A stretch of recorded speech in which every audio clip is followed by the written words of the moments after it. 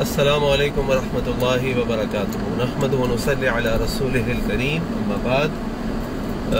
کل میں نے ایک پوسٹ ڈالی اپنے فیس بک کے پیج کے اوپر، اور جس پہ تھا ادھار کے بارے میں کہ آج کل آپ جس کو ادھار دیتے ہیں پھر آپ اس کے پیچھے اپنا ادھار لینے کے لیے بھاگتے ہیں، اور پھر وہ سیٹ بن کر آپ کو تاریخ پہ تاریخیں دیتا ہے جیسے آپ ادھار مانگنے والے ہیں اور ادھار دینے والا ہے۔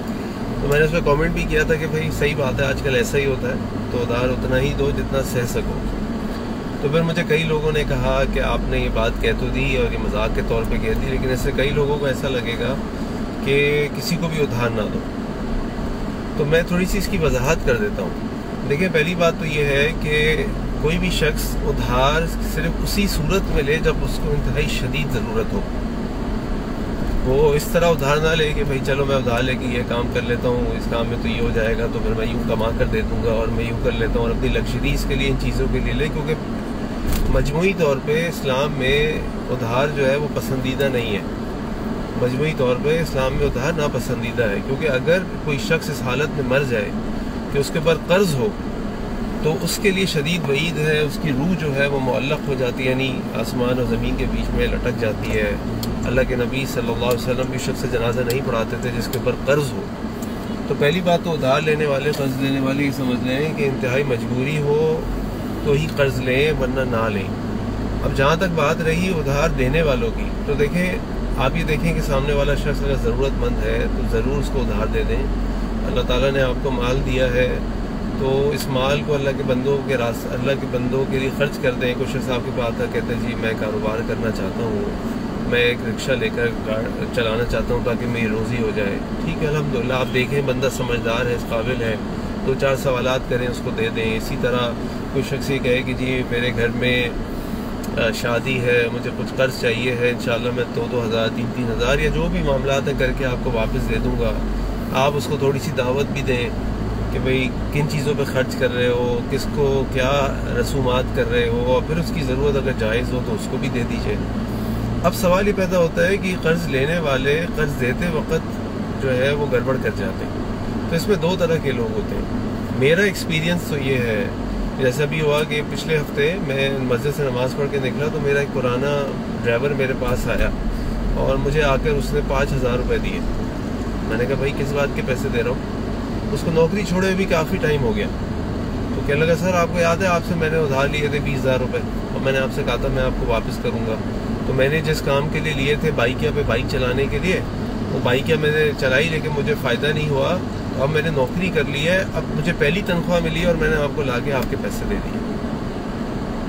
اسی طرح اور کئی لوگ ہیں جن کو میں بھی جانتا ہوں، آپ بھی جانتے ہیں، جو مزدوری کرتے ہیں، محنت مزدوری، لیکن 1,000 روپے کر کے بھی 2-2 ہزار روپے کر کے بھی باقاعدگی سے آپ کو پیسے لا کر دیتے ہیں کہ جی ہم نے آپ سے ادھار لیا تھا، یہ پیسے واپس کر لیجیے۔ کبھی دیر سویر ہو جائے آپ کو فون کرتے ہیں، آپ سے بات کرتے ہیں، معذرت کرتے ہیں اور پیسے آپ کو بہرحال لوٹا دیتے ہیں۔ اور جو لوگ جن کو اللہ نے خوب مال دیا ہوتا ہے، جن کا بہت مال ہوتا ہے، ان سے اصل پیسہ نکالنا بڑا مشکل ہوتا ہے۔ تو ایسے لوگوں کو آپ پیسہ دیں تو بھائی سوچ سمجھ کے دیں، آپ ایسا نہ ہو کہ کل آپ کرائسس میں آ جائیں۔ لیکن بہرحال اس بات کو سمجھ لیں کہ جب آپ کسی کے کام آتے ہیں تو یہ بڑی نیکی کا کام ہے۔ کسی کو قرض حسنہ یعنی سود کے بغیر قرضہ دیتے ہیں تو یہ بہت ہی بڑی نیکی کا کام ہے، اور اللہ کے نبی صلی اللہ علیہ وسلم نے اس سے بڑی نیکی بھی قرض دینے والوں کے لیے بتائی، اور وہ یہ ہے کہ اگر آپ کسی کو قرض دیں اور اس قرض کی واپسی کے وقت اس کو مشکل ہے اور اس میں آسانی کر دیں یا اس کو معاف کر دیں تو اللہ تعالیٰ قیامت والے دن آپ کو اپنے عرش کے سائے کے نیچے جگہ دیں گے، نمبر 1۔ نمبر 2، اگر آپ نے کسی کو قرض دیا، لیٹ سے آپ نے 10,000 روپے قرض دیا، اس نے آپ کو کہا تھا میں 1 مہینے بعد واپس کر دوں گا، اب اگر وہ واپس نہیں کر رہا اور آپ اس کو مہلت دے رہے ہیں تو ہر دن کے بدلے آپ کو 10,000 روپے صدقے کا اجر ملے گا۔ ایک روایت میں آتا ہے ڈبل اجر ملے گا، یعنی 20,000 روپے صدقے کا اجر ملے گا۔ تو ضرورت مندوں کو ادھار دیں، ادھار دیا جا سکتا ہے، ان کی ضرورت پوری کی جا سکتی ہے، لیکن یہ یاد رکھیں کہ وہ ضرورت مند پیشہ ور نہ ہو، وہ ضرورت مند واقعی جینون ضرورت کے لے رہے ہوں۔ اور اگر آپ یہ نیکی کا کام کرتے ہیں، تو یہ بہت اچھا کام ہے۔ وہ جو بات میں نے آپ سے کہی تھی ادھار اتنا تو سہ سکوں، اس کا مطلب صرف یہ تھا کہ دیکھ کر دیں لوگوں کو، نمبر 1، اور نمبر 2 اتنا دیں کہ ایسا نہ ہو کہ کل آپ کرائسس میں پھنس جائیں، کیونکہ میں نے کئی ایسے لوگ دیکھے ہیں۔ سبھی مجھے اپنے ایک شیخ صاحب کو فون آیا کہ انہوں نے کسی کو کوئی ڈیل کی اور کوئی بات ہوئی بہرحال اس میں مسئلے مسائل تھے. پھر انہوں نے کہا جی اسے وعدہ کیا پیمنٹ کر دوں گا. ہم نے اس کے وعدے پہ آگے کمٹمنٹ کر لی. اب وہ وعدہ پورا نہیں کر رہا اور بتا رہے تھے مسئلے مسائل. تو اتنا کریں کہ جتنے میں آپ کسی کے ساتھ اپنا وعدہ بریک نہ کر بیٹھیں. لیکن اگر آپ یہ نیکی کرتے ہیں تو یہ نیکی اللہ کے یہاں بہت مقبول ہے, بہت پسندیدہ ہے. اور اگر آپ ڈھیل دیتے ہیں قرض دینے والوں کو تو انشاءاللہ آپ کے لیے بڑا اجر ہے. اللہ تعالیٰ سے دعا ہے کہ اللہ تعالیٰ ہمیں ہر قسم کی شر سے بچائے. پہلے تو اللہ تعالیٰ ہمیں قرض لینے سے بچائے.